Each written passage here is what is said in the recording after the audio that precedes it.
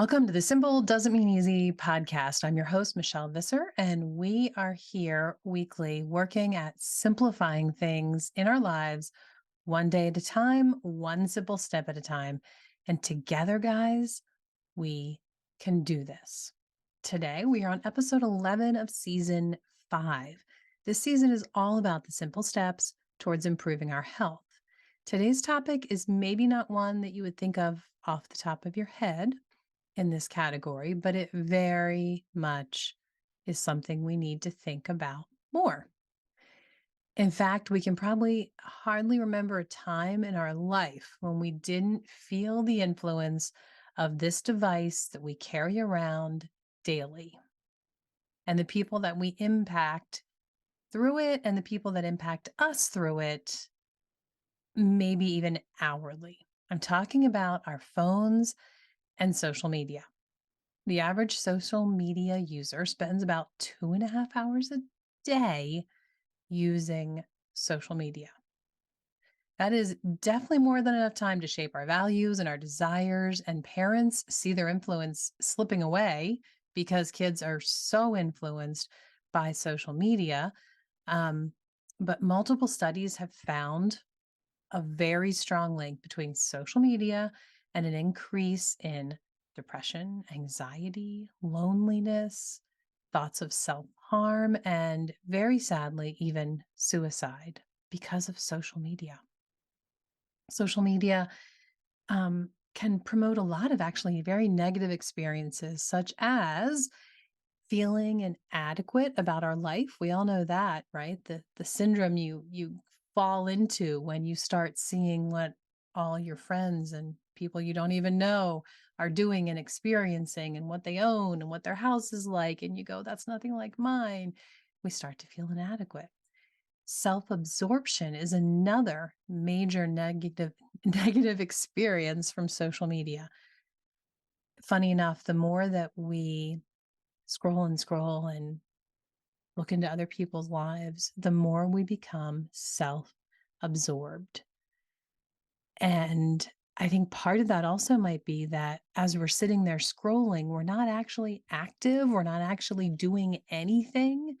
And that tends to make us lazy and only thinking about what's immediately in our circle, which is just us and our phone, right? Like, I mean, of course, we're going to become self absorbed.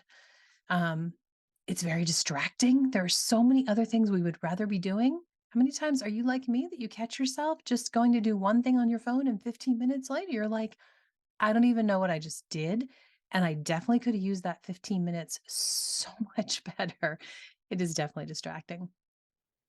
And I mean, people are always think of what we could do with that 2.5 hours in our day. And people are always saying that, real food is so complicated, it's so hard, I don't have time for it. But I can't help but think, do you know how many new recipes you can learn and how many new skills you could develop in the kitchen if you had 2.5 hours a day to do it? Like, that's insane. Um, it disrupts our sleep for so many reasons because, instead of going to bed, we think I'm going to pick up my phone one more time. Or you get up early in the morning because you can't sleep early in the morning. You think, oh, I'm going to check my phone. And then you have the blue light and you have other things keeping you from actually being able to fall asleep because of what you were just looking at. So it definitely impacts our sleep, which leads to so many problems with our circadian rhythm and our cortisol levels. And it's just not good. Um, it gives us a very unrealistic view of life, of other people's lives. We forget sometimes that this is a very curated view that these people are giving us of their lives. This is not reality. Um, and it keeps us from having real life relationship and spending time in real life with real people. And it's just a fact.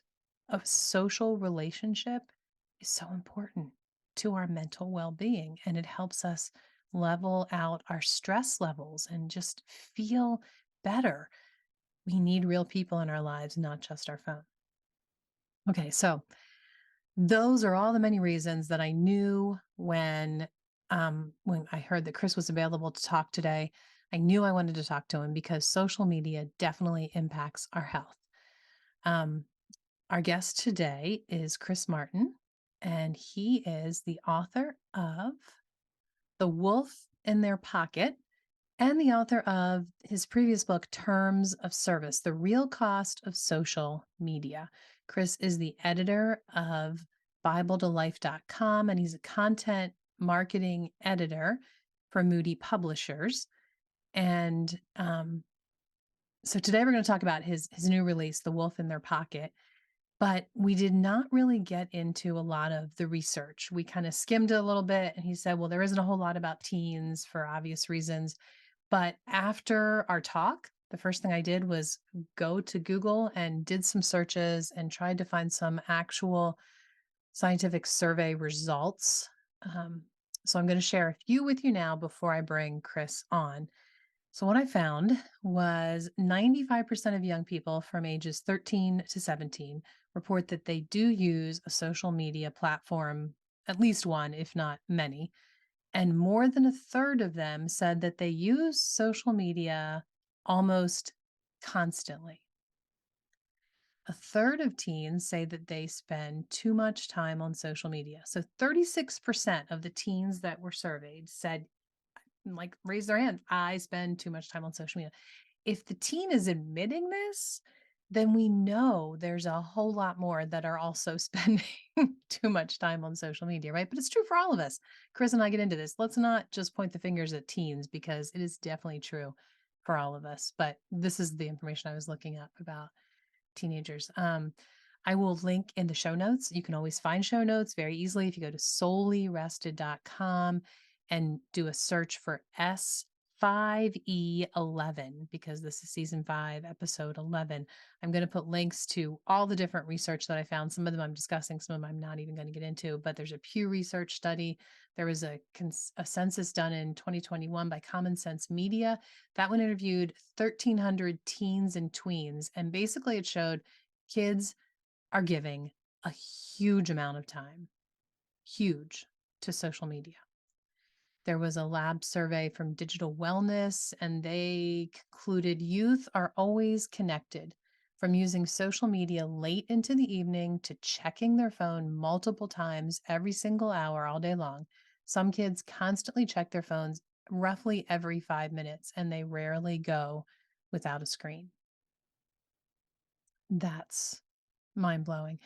But crazy enough, just last week from when I'm recording this, um, surgeon the Surgeon General issued a new advisory about the effects of social media. So, I looked that up. Research shows adolescents who spend more than 3 hours a day on social media face double the risk of poor mental health, such as depression and anxiety. Yet, one 2021 survey of teenagers found that they spend 3.5 hours a day on social media. So, that is telling us that basically every teen in the US is experiencing double the risk of mental health issues. Um, went on to say social media may also perpetuate body dissatisfaction, disordered eating behaviors, social comparison, and low self esteem, especially among adolescent girls. I think we already knew this, though, right? It's just, when you see it in black and white and it's official, it makes you realize, okay, this is something we need to be talking about more.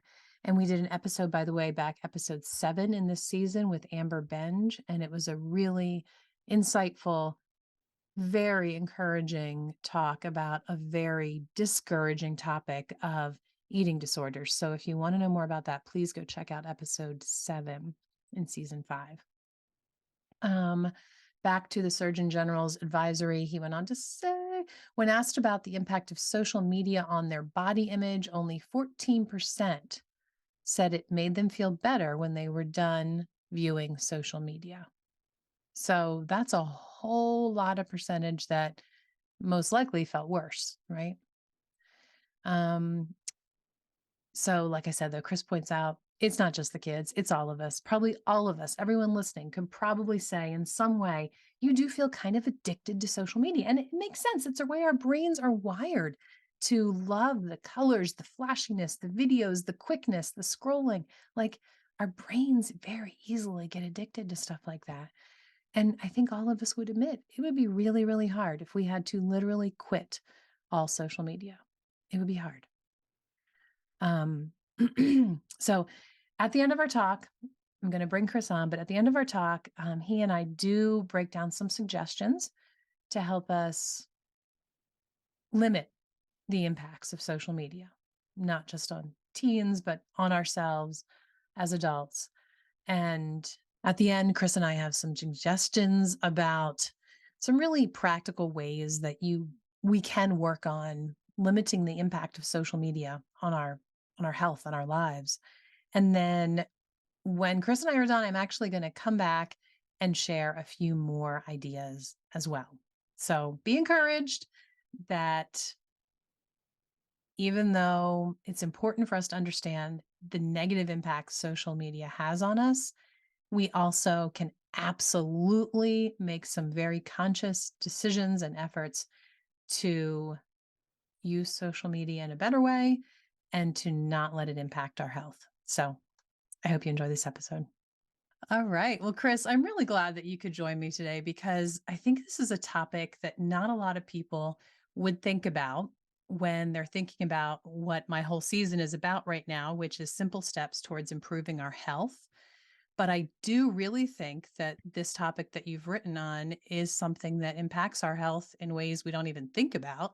And it's definitely a topic we all need to be thinking about. So, um, in your book, which I need to pull it up here, I want to get the name right, The Wolf in Their Pockets, you mention that you think there are really two wrong ways that people approach social media.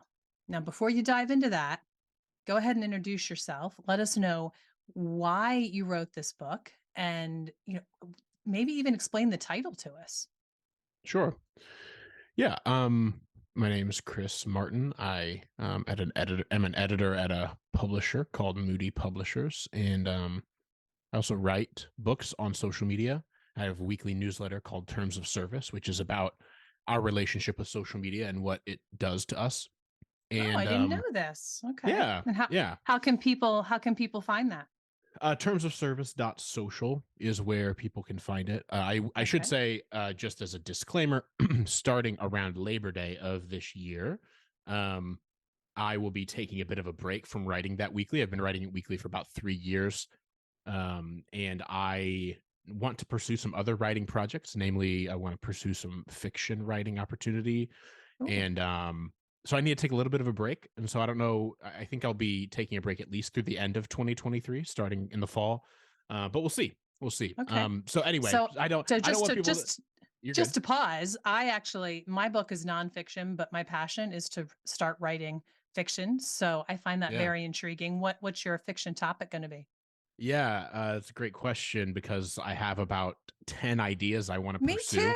too. um, yeah, I have a wide array, very different, very, if I listed them and be like, wow, those couldn't really be on Yeah. different ends of the spectrum. Yeah. Yeah. But the one I'm really super excited about that I have about 10,000 words done on is kind of like a massive sci-fi fantasy project that I think, if it worked could be what I do for the rest of my life, though Oh. I'm under no impression that it will work. But it's the kind of thing that it's like, man, this could be so big that you could have endless numbers of books in it, kind of a thing. So we'll see. Fun. So I have a sci-fi Fun. fantasy idea. I have a few other random, totally not sci-fi fantasy ideas. And so I think I'm gonna try two or three at a time and just whichever one I'm feeling on a particular day, dive into it.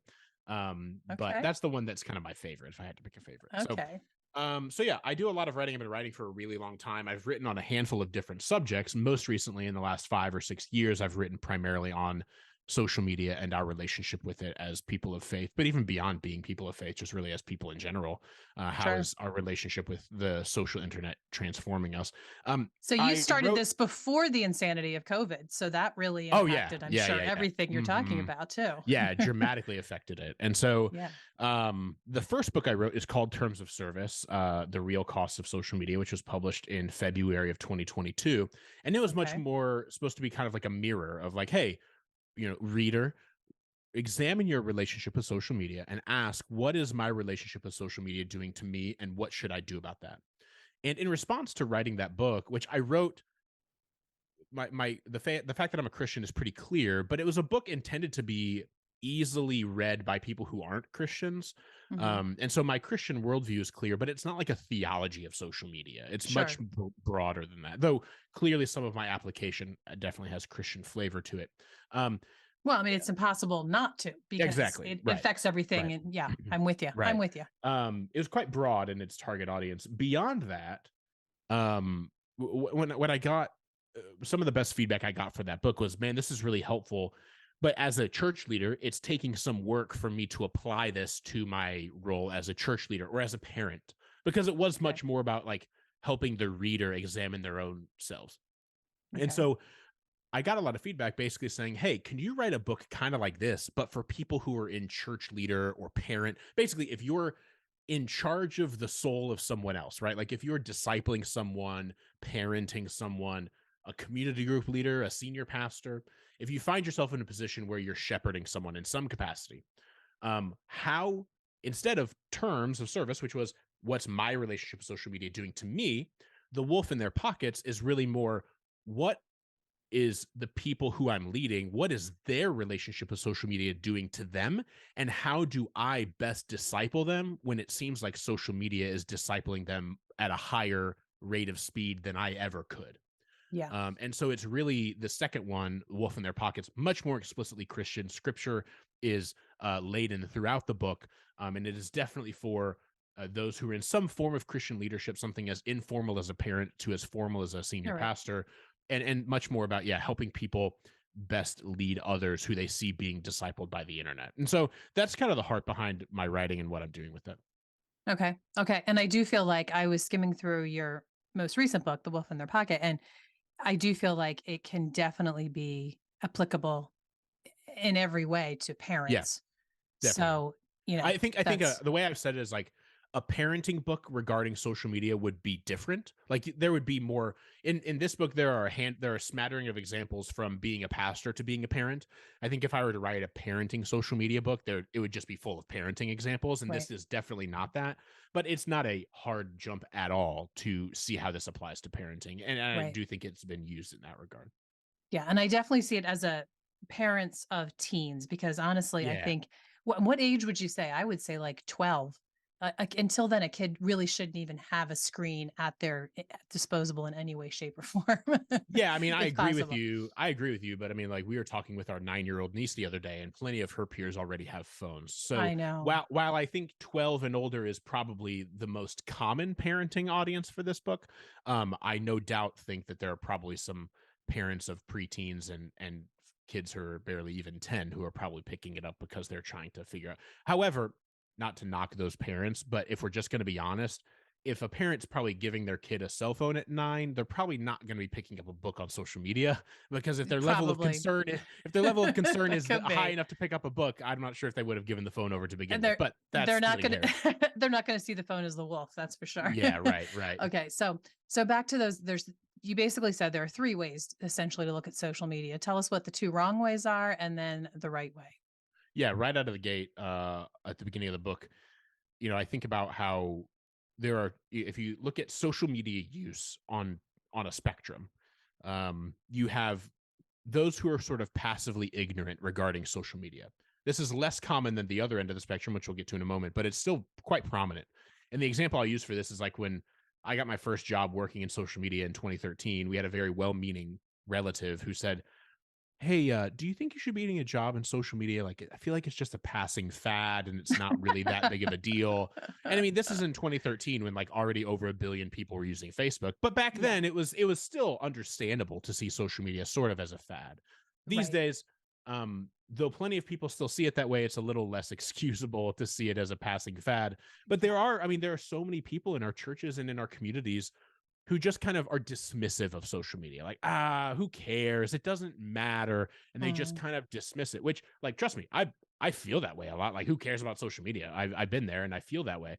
But I do think it's sort of irresponsible for us to just ignore social media and just say, it's so toxic. I don't want to care about it at all. Because I think things that can have such a dramatic effect on our lives and the lives of people we love, like social media, even if we don't want to have accounts, we should at least be um studied in them and aware of them and interested in what's going on, not in terms of who's fighting with who or what the drama is, but just like what platforms are popular, what makes them so appealing, that kind of thing.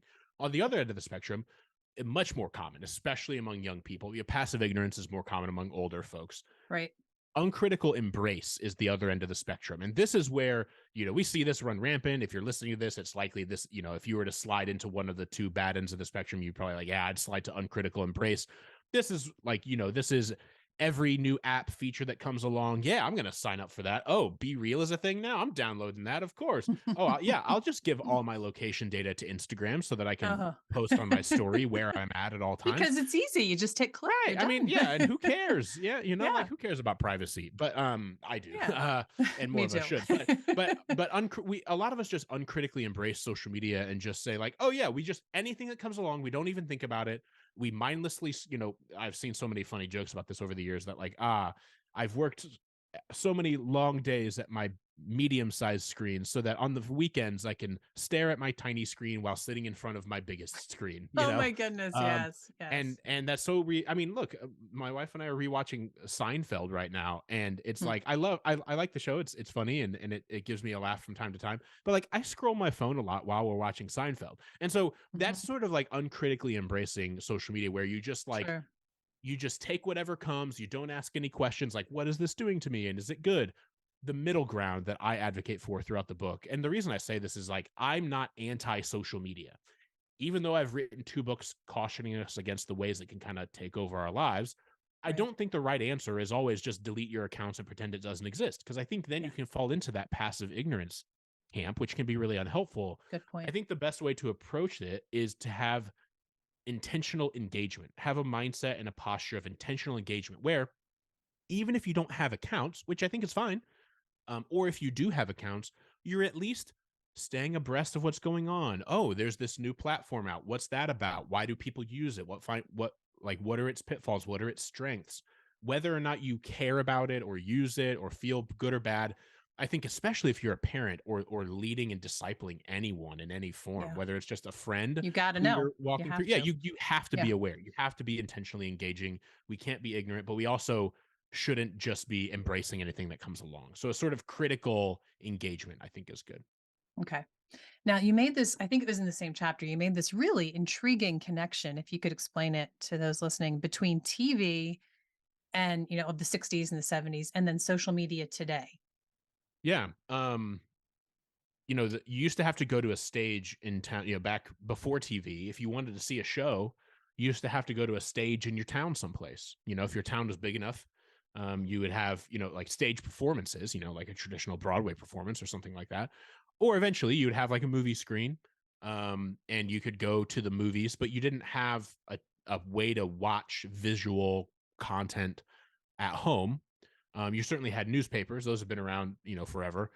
Right. Um, but you didn't have a way to engage visual content until at home until the TV came along. And the TV exploded onto the scene in the 50s and 60s. And actually, in my first book, Terms of Service, the whole like first third of the book is kind of like a very fast history of media and how we got from Hmm, the early days of TV to social media and hmm, how that kind of, how it transitioned. But the way I describe it is the stage moved from like the town square to our living room and now is in our pockets. yeah. And I think uh, um I think a lot of us underestimate the effects of having not only a stage in our living room, which I think a lot of us are still not totally aware of, just like what having a TV on all mm, the time does to us and how we see reality. Um, Beyond that, I certainly think that a lot of us aren't counting the cost of having a screen and a stage in our pockets at all times. yes. And I think many of us just don't realize how much we perform without knowing it and all of I was that just sort of gonna thing. say, and then this Yeah. great connection you made between, when the TV came into the house, we were being entertained. Mhm. And there's a lot of bad things to that we were continually expecting and becoming addicted to entertainment. But then when it went into our pocket, suddenly we also had to entertain others. That became part of the whole scenario that we want continual entertainment and we also want to be entertaining. And this idea of like nonstop entertaining, I mean, you talk about in the book, it directly correlates to depression. Yeah. Yeah, I think the entertainment went from sort of a one-way street to a two-way street, and that's because of social media. And something I'm very clear, very, it's important to me to talk about the difference between is like Mhm. phones and social media are different. Like, so my book is a book about social media, not about phone use, right? Mm. There are a lot of things we do with our phones that are pretty constructive. Mhm. You can learn a new language through Duolingo, or you can FaceTime and connect with a family member across the country. Those things I think are a bit healthier than like scrolling on Twitter for 6 hours a day or Instagram or whatever. Right. And so I think it's important for us to differentiate between phones and social media. But social media is where entertainment really became a two-way street, where we all became main characters in our own reality TV shows. And that sounds dramatic or even goofy. Like, some I've had when I've said that to some folks that just like laugh, and I'm like, but really think about it. Like, we're all crafting our own reality TV shows, and we're accumulating an audience through friends or people who follow us on Instagram or things like that. Yep. And I think you're right. And I'm not a psychologist, and I'm always clear to say this, but I'm pretty good at reading data, and the data is pretty clear that with increased social media use, we see increasing rates of anxiety and depression, especially among young people. And another thing I always am clear to, I always want to be clear to say on in interviews and podcasts like this is that we need to be very careful not to make social media a teenager issue, a young person Mm. issue. I've Good said to point, a for lot of sure. church leaders that um, I think a lot of the reason we have a problem with social media in our churches today is because we've relegated social media to the youth room. Like, that's a teenager Mm. problem. And no Mm. doubt, teenagers are the power users of social media. What they do on social media sets trends that their parents then follow in the wake of 3 years later or whatever. Yeah. And so teenagers and social media are a unique pairing, to be sure. And there's certain ways we should honor that. But I think we need to recognize that the boomers in our lives are being discipled by Facebook as much as the Gen Zers are I being was discipled by just TikTok. gonna say that. I see Yeah. people in their 30s doing things on Facebook that they really should not be doing, Yeah, yeah. Look, it's Yeah. not 2006 anymore. It's not like, oh, those kids in their phones. Like, Yeah. the stories I've heard of kids crying, asking mom or dad to just look at them and pay attention to them when they're on their phones is Mm. crazy. Yeah. And so I think we just need to be aware of that. But yeah, Yeah. anxiety and depression and social media use is clearly related, as a lot of social psychologists like Jonathan Haidt and Gene Twenge and others have started to draw some serious lines connecting those two things. And I would encourage anyone listening to go and look those folks up. And their research is important. But anxiety and depression and social media use, the connection can't be denied. And I think we have to look at, like you said, that performance mindset. Even if we wouldn't say we're performing for a crowd, I think a lot of us are doing it without really paying attention. Yeah. I agree for sure. Um, Now you also had mentioned the idea, like, what in your book you talk about what kids want to be when they grow up. It used to be what, firemen and I don't know. And what does that change to now? Yeah, there have been a couple of studies in the UK. I think is one of the most prominent ones where, yeah, kids are asked, what do you want to be when you grow up? A 2018 Harris poll surveyed 3,000 kids ages 8 to 12. 30% of the kids in the UK and 29% of kids in the United States want to be a vlogger or YouTuber. That's the most common Mm, answer, mm, followed by teacher, athlete, musician, and astronaut, which are historically some of the most common. And a morning right. consult study in 2019 found similar. 54% of 13 to 18-year-olds would be an influencer if given the opportunity. Now, it's really easy, again, to go back to what I just said and say, man, how shallow is that? Jeez Louise. Like, kids want to go be YouTubers. Ugh, it's so sad. But like, I like to give kids a break here. So I spent 14 years working in student ministry. I love teenagers, and I always like to cut them some slack. Mhm. Oh, I There's love really, teens too. That was the yeah, most fun age. I have 4 girls, yeah. and when they Oh all got to yeah. be teens, this one I loved it the most. So, Yeah, yeah, I'm right. with you. And I have one 3-year-old, and we have a second daughter on the way, and I'm cautiously looking forward to the same stage. Yeah, yeah, Um, and so I think what's important to think about when you're like, oh man, 30% of kids want to be YouTubers. Well, think about, but we wouldn't chide or roll our eyes at 30% of teenage boys who want to be athletes because it seems better, right? mm, But think about it. Fundamentally, in the eyes of a 13-year-old, they're the same thing. You get to make millions of dollars having yeah, fun. yeah, Like, to a 13-year-old boy like me, I wanted to be a baseball player when I was that age.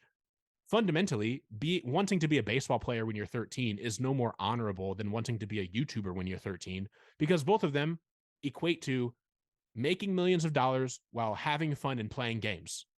It's fundamentally the same thing. And so I think, yeah, that stat is it can be kind of like, oh my gosh, of course they want to be YouTubers, influencers. But I would say, let's give some grace here and cut some slack. Like, it's understandable why a teenager would want to Definitely. be really rich and have fun. Um, but I think that should factor into our parenting of them or our leading of them in the church, that we should say, hey, what's what is your God here? Like, what's most important to you? What are Mm, your priorities? Why do you want to be that? Because I think there are some ways that, being a YouTuber and influencer could be really constructive. If you have yeah, a kid who's really interested in technology and they want to review technology and give their man, that's really cool.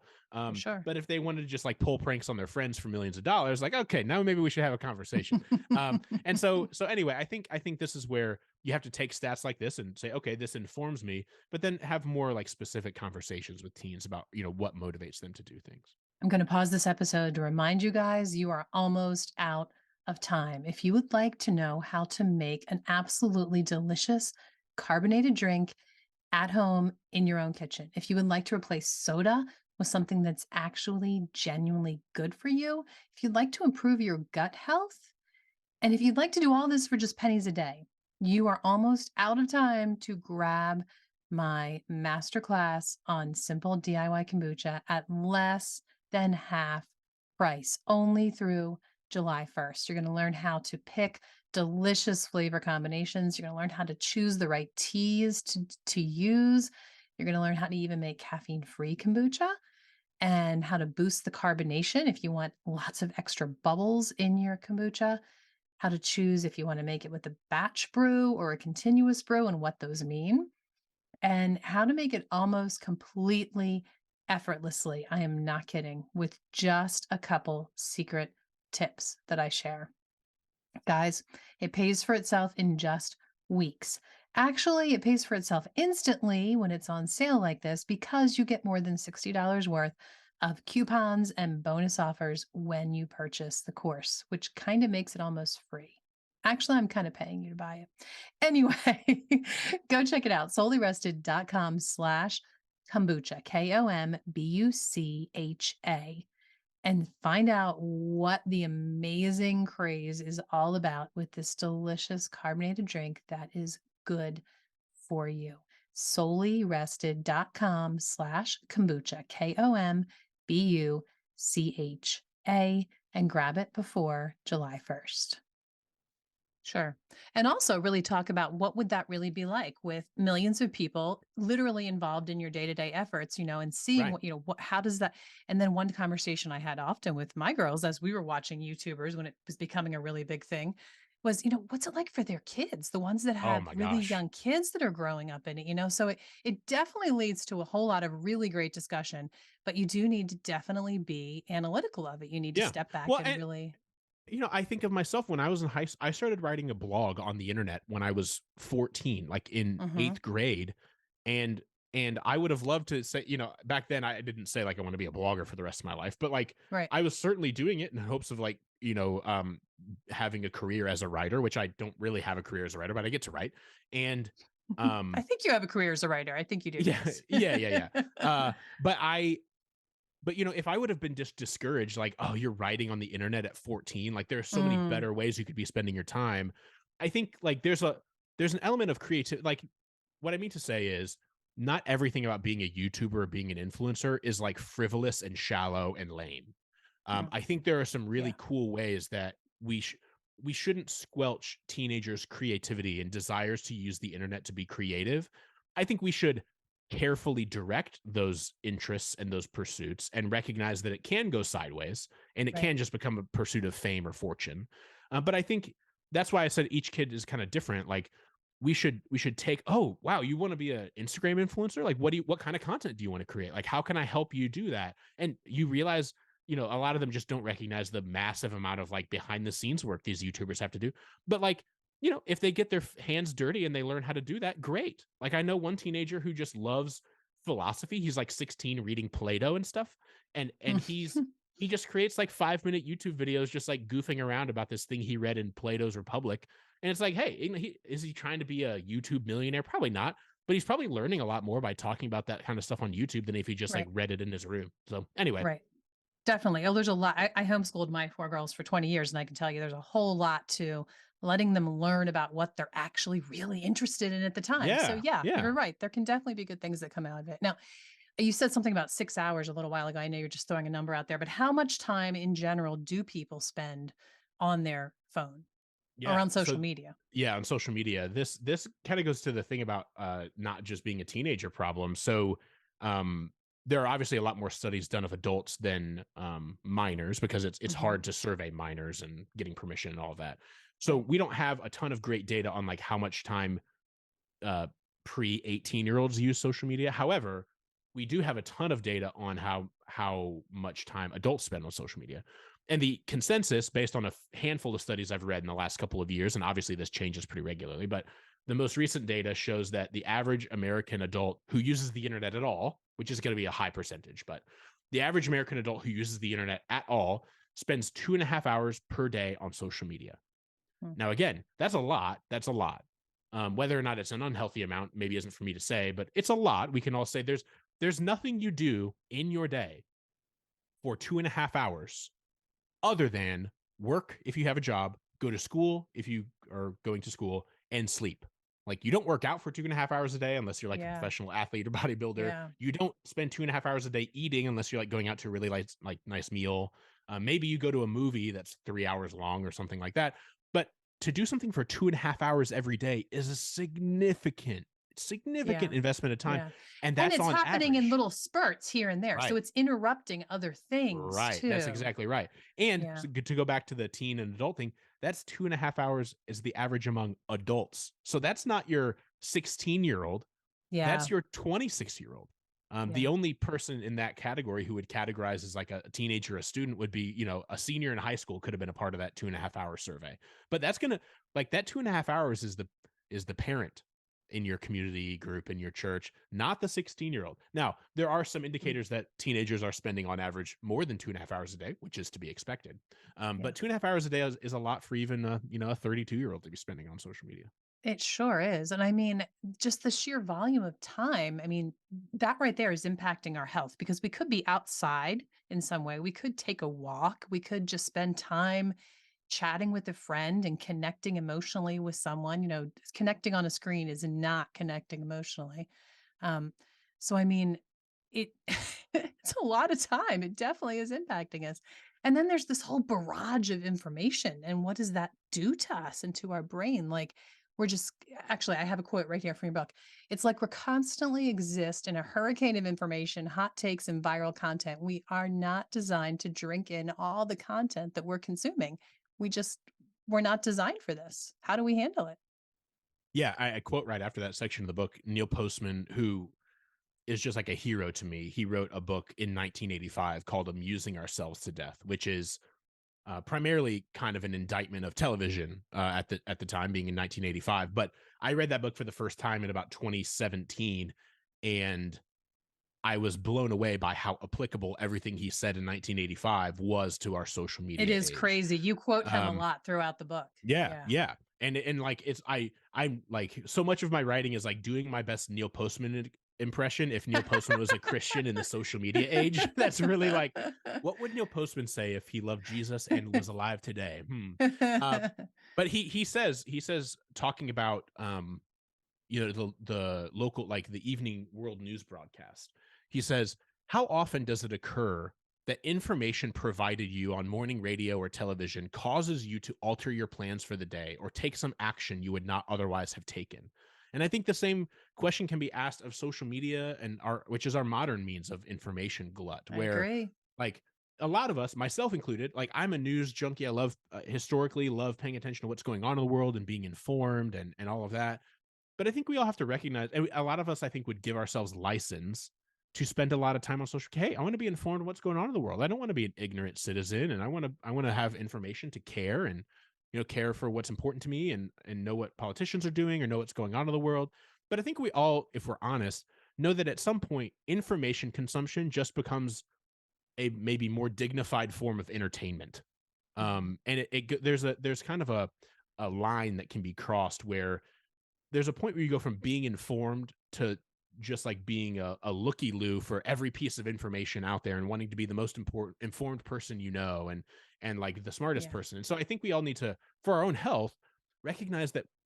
I simply think, not to say what I think God created us for or not, but from my understanding of scripture and what I've seen just experientially, I don't think we're made to consume the amount of information and content that social media is sort of designed to serve us up every day. And the thing that we all Right. have to remember is these platforms don't care about us. These platforms are most So interested true. in keeping our eyes on them, not on our mental health. And so we really if we want to care about that, we have to take that into our own hands because they're not going to take care of that for us. Absolutely. And that actually brings me back to thoughts on parenting. And I'd love your advice or tips on this and the fact that, like, what do parents do with if their kids are really addicted to social media? And um, not only all these other physical problems we've been talking about and the anxiety and the depression. And actually, in your book, you mentioned, oh, I think I have it here. Compared to the early 2000s, nearly twice as many teen girls end their own lives now than just in the two. And you argue there's a connection there with Yeah. social media. I mean, so we have all these things going on and the physical problems, and a parent obviously should be concerned about this. But every hour of the day, the kid is, I quote you, being instructed, and their mentor is an algorithm. Yeah. Yeah. What does a parent do? Like I said, I don't have a teenager. I only have a 3-year-old. But I've spent 14 years in student ministry. And so I've talked with countless parents and students about this stuff. Um, and every kid is different. Every parenting situation is different. So I'm hesitant to make a blanket statement. But I think first, the thing I can confidently say is as a parent, um, you're going to have a hard time helping your kid have a healthy relationship with social media if you don't. Yes. So you don't, as a parent, need to have a perfect relationship with social media in order to help your kid here, just like you don't need to be a perfect person to help your kid be a better person or whatever. But you do need to not be on your phone at the dinner table all the time and ranting on Facebook about political stuff all the time. Yeah. Because you're gonna not really have much of a leg to stand on to talk to your kid about discipline and social media if they see you being undisciplined with social media. So figure a little bit of that out. Again, don't feel like you got to be perfect, but definitely don't feel like your kid can just point at you anytime you're sitting at the table on your phone. Maybe get a little bit of discipline yourself in that, and because I don't think we should just assume parents are disciplined in that. Um, Beyond that, I think um, I think setting actual time limits on devices is helpful. Yeah. I think encouraging and requiring your kid's phone to sleep in a different room than they do Yes. is I was just is going to say a that. non-negotiable. Huge. Yep. A really good book, and it's a book not just about social media, but about tech in general as Christians and as families. Is Andy Crouch's Tech Wise Family? It's a handful of years old now. I want to say it came out in like 2016. Incredible little nice little book from Andy Crouch, who's just a tremendous writer and thinker on how to do this kind of stuff well as a family. And so if you're trying to figure out, hey, how can we, because this really is kind of a family affair. Yeah. Um, if you're going to ask your kid to make them like sleep with their phone in a different room than they are, maybe you should try that. Buy a $12 alarm clock. Um, and like just to have some solidarity, and like put time limits on your own Facebook usage if you're putting time limits on your kids' TikTok usage. Because really, like, if you only want them to spend an hour a day on TikTok, do you need to spend 2 hours on Facebook? Really? And so Yeah.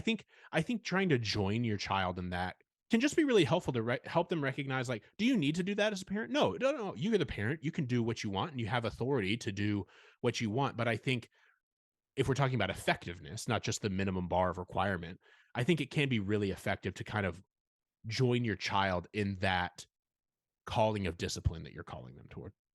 Yeah. Yeah. And in fact, I think maybe we should kind of wrap up with this whole idea because I've been too heavy on the what if you're a parent and your kid's doing this. I mean, honestly, we need this, like I said, our whole season this season is about the steps towards improving our health. And what about us? Like I spend too much time on Instagram, I'll tell you right now. And I have all the excuses too. But So you've already given some tips, keep the phone out of the bedroom. It just doesn't need to be there whatsoever.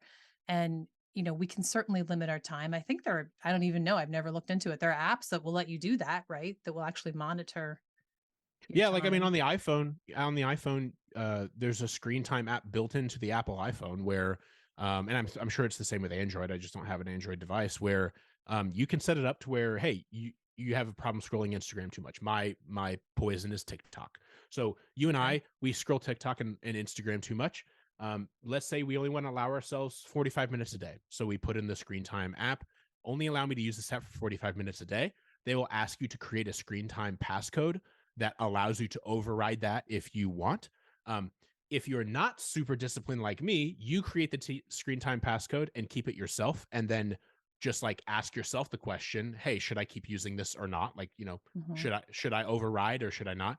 If you want to Hmm. be hyper disciplined and you actually want to solve the problem, give that screen time passcode to someone else so Hmm. that you can't just override it if you want to scroll on Instagram for more than 45 minutes. You would have That's to go just, to them and you're say, just "Hey, talking hurt now. That's I just know, hurt. hey." And that's where like, look, I've been hesitant to do that Yeah. myself because Yeah. sometimes I just need an extra 15 minutes of TikTok. And so Right. like we need to, if we want to get serious about it, we need to actually take action and not just be like, "Oh man, I'm so addicted to XYZ." Well, then do something about it. Yeah, You're an adult. absolutely. Let's do something about it. So Absolutely. And think about the other things that you could be doing, right? And have your yeah, list in your mind and be ready and prepared. Okay, that's it. I have spent 45 minutes here. I'm done. I'm moving on and I have these other yeah. great things to do.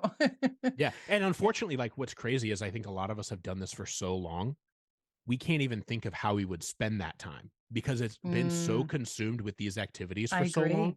that we're like, Yeah. well, what would happen if I had an extra hour in my day? I don't know. I guess I'd be bored. No, maybe you would read books I was just going to or say we have forgotten books. We right. have. I Or know. maybe you'd learn to garden or something. I Yeah. don't know. But I Yeah. can tell you, like we were talking at the beginning, like I want to get into writing fiction sometime soon. Yeah. When I start heavily getting into that, you better believe I'll probably be putting these restrictions on my apps and throwing away the key or giving it to my Because you wife or can't get it whatever. done otherwise. Yeah, Exactly, right. Like, I'm for gonna need sure. an extra I'm gonna throw it into another gear and have to have an extra level of discipline. We're like, "Okay, if I'm gonna devote myself to doing something, I gotta get serious or I gotta not complain when it doesn't get done." Yeah. Yeah. So anyway. And I also think, it helped me to really remind myself, you talk about it in the book some, that friendship online is just not the same. And I need the real life connection with people. And like you were talking about with Seinfeld, we're watching, I think it's called All Things Great or Small from years ago. We're watching that right now. And when we get to a time that I don't even know, there's different reasons that he pauses it or whatever.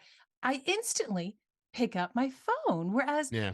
we could talk about what did that vet just do? We could take time to actually connect to each other, but instead I'm, oh, look, let me check to see if I have any messages on Instagram. Right, right, right.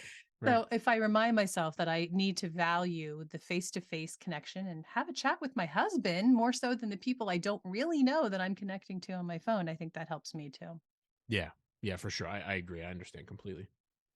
So where can folks find you? You had mentioned the terms of service. How do they just look that up? Where you're Yeah, on yeah, Twitter? terms of service social. If you just Google Chris Martin terms of service or something like that, you should be Okay. able to find it. I'm on Twitter Okay. at Chris Martin 17. That's my main platform where I interact with folks. I have an Instagram, but I don't do a whole lot there. And so yeah, Twitter at Chris Martin 17 is probably the best way to find me. Okay, well, I'm done talking to you because you just said you don't do anything on Instagram, so, that's where I place my values, so I do very little, because I try to be a good author, but it's yeah, I'm just my life is so boring that I don't know what I could possibly take pictures of that would be of interest to folks. Oh, no, see, that shows that you don't know Instagram because it's not all about pictures That's anymore. true, that's true, that's true. You're right, All you're right, right. so again, the book is called The Wolf in Their Pockets: 13 Ways the Social Internet Threatens the People That You Lead, and thank you, Chris Martin, for joining us today. Yeah, thanks for having me. Okay, so as promised, I have a few more thoughts for you on how to limit your time at least a little bit more on social media. Um, Also, I want to give you this a thought that, I was thinking, is it enough to just know, oh, it's bad for us? Okay. I mean, we all know it's not because we all knew. I mean, we know it's not good for us, right? So that's not enough. And why? Well, it actually comes down to, it's kind of the same thing as when people get addicted to gambling in the sense that We keep coming back because the outcome is unpredictable.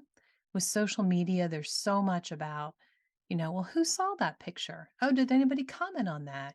Oh, did that one get seen by people I don't even know maybe? Like, oh, did somebody share that? Like there's this huge unpredictableness that we don't know if the algorithm is going to love what we put up and show all of our friends or if how many of our friends will like it. And because it's so unpredictable. And because sometimes something can go kind of crazy, right? And like kind of viral. And a lot of people really, really like it. And that makes you feel really, really good. You keep striving for that. So because it is so unpredictable, just like pulling the slot, the handle on the slot machine, um, if you knew it was never going to produce any coins, you would never keep pulling the handle, right? But, we just never know with social media what the reaction's gonna be. So, I I was thinking, and I kind of was reading about this too, that if we kind of show ourselves, like if we put it in black and white, maybe it will help. So here's the idea. One every single day at a certain time of the day for an entire week, before you pick up your phone, before you go on social media, pull out your journal and write down a number from 0 to 10 of how you feel right now. 0 is really crappy and 10 is really happy and awesome. And after your time on social media, come back to that journal and do it again. Write down your number. How do you feel between really crappy and really awesome? And document that for an entire week. And I'm kind of guessing, at least for me, I guess I shouldn't speak for, all of you, but I'm kind of guessing I know what the results will be. And that's why I'm thinking maybe this will be impactful and help to see in black and white that, you know, however many, 5 times out of 7, I felt worse when I was done. And maybe that will help us see what the outcome is and see it is kind of predictable, if you know what I mean. So that's one thought. Other things that can help you put social media to the side a little bit. First of all, it's summer. It's summer. Enjoy it. Plan a gathering, whether it's having some friends over to your house, whether it's all meeting at a coffee shop. Seriously, this is a challenge I am posing to you. Plan a gathering of friends. Do it. The time planning it, the time getting together, it's going to be good for you. And it's probably going to have an impact of a few less minutes on social media for a few weeks of your summer. Also, take time to get outside. Take time to literally breathe in the fresh air and feel the sun on your face and take time to exercise. And, Joe Winger and I were talking back in episode 5 on this season of the fact that no matter how much you like all those things, for some reason it tends to be something that doesn't happen. It's not a have to. So make it a have to. Jill suggested and said that she does it regularly. Put it on your calendar and stick to it at whatever time, 3 o'clock every day. Walk, put it on the calendar and make it a priority. Also, maybe find a place to volunteer. That'll get on your calendar and give you a really set time, certain days of the week, right? Look into something you can do to volunteer your time. And not only, like I said, for this first suggestion of planning a gathering, one other thing I'm going to challenge you is to spend time every single week face to face with one friend all summer long. Do it. Both of you will benefit in huge ways. It's going to have a lot more benefit for you than just getting you off of social media, but it's going to help with that too. So, those 2 major challenges, I would love to hear from you guys. Reach out to me over on Instagram, in your time that you're not spending on social media and let me know. Um, you know, sometimes it helps me to be accountable to others. And if I could be your accountability partner, let's do it. Go for it. Reach out and tell me, I'm going to do this. I'm going to have 10 girlfriends over next month and we're doing X, Y, or Z. And I have it on my calendar. I'm meeting with a friend every week all summer long. I'll be your accountability partner. So reach out to me, let me know. But whatever of these points that might help you, give them a try, please. I'm going to too. So, so that's it for today. Remember, guys, it is easy to forget how blessed we are to live this life. So enjoy the simple, everyday efforts. It's not easy, but it might get you off social media, and it's a good life.